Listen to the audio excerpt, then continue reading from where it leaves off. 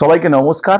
আজকের প্রশ্নটা এসেছে একজন ফিজিক্সের এমএসসি স্টুডেন্টের কাছ থেকে। তিনি লিখেছেন, স্যার আমি ফিজিক্সে এমএসসি করছি, ভবিষ্যতে পিএইচডি করতে চাই, কোন টপিকের ওপর পিএইচডি করলে বেটার হবে? খুবই রিলেভেন্ট একটা প্রশ্ন। তবে প্রথমেই একটা কথা বলবো, শুধু কোন টপিক এখন ট্রেন্ডিং সেটা দেখে পিএইচডি টপিক সিলেক্ট করবেন না।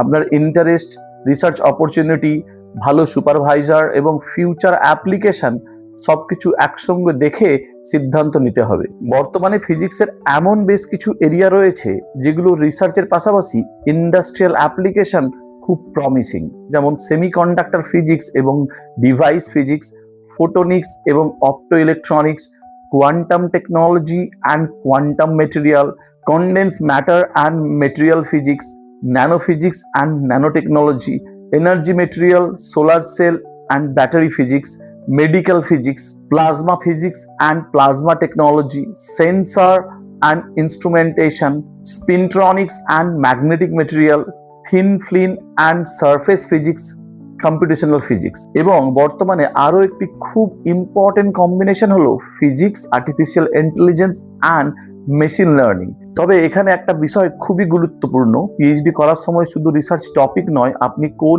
প্রবলেম নিয়ে কাজ করছেন, আপনার সুপারভাইজারকে, ল্যাবরেটরিতে কি কি ফেসিলিটি রয়েছে এবং পিএইচডি করার সময় আপনি কি স্কিল ডেভেলপ করছেন, এগুলো আপনার ফিউচার ক্যারিয়ারের উপর অত্যন্ত গুরুত্বপূর্ণ। আপনি যদি এখন এমএসসিতে থাকেন তাহলে এখন থেকেই নিজের পছন্দের 2-3টি এরিয়া আইডেন্টিফাই করার চেষ্টা করুন। সেই ফিল্ডের রিসেন্ট রিসার্চ পেপার এবং রিভিউ আর্টিকেল পড়ুন, ছোট প্রজেক্ট বা ইন্টার্নশিপ করার চেষ্টা করুন এবং বেসিক প্রোগ্রামিং ও ডেটা অ্যানালিসিসের স্কিল তৈরি করুন। আর এই ভিডিওটিতে আমি ইচ্ছা করেই প্রতিটি ফিল্ড বিস্তারিত এক্সপ্লেন করলাম না, কারণ আমি ফিজিক্সের এই প্রমিসিং রিসার্চ এরিয়া নিয়ে একটি আলাদা ভিডিও সিরিজ শুরু করেছি।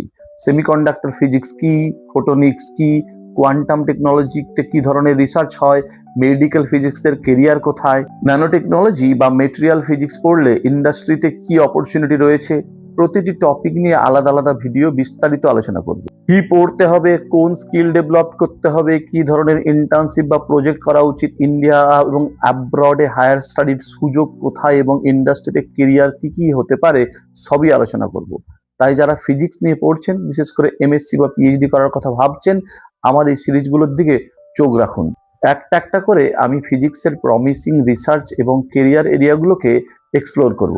সব শেষে একটা কথা বলবো, পিএইচডি করার লক্ষ্য শুধু একটি ডিগ্রি পাওয়া নয়, লক্ষ্য হওয়া উচিত এমন একটা ফিল্ড এবং এমন একটা রিসার্চ প্রবলেম চুজ করা যা আগামী কয়েক বছরে আপনাকে ইন্টেলেকচুয়ালি এক্সাইট করবে এবং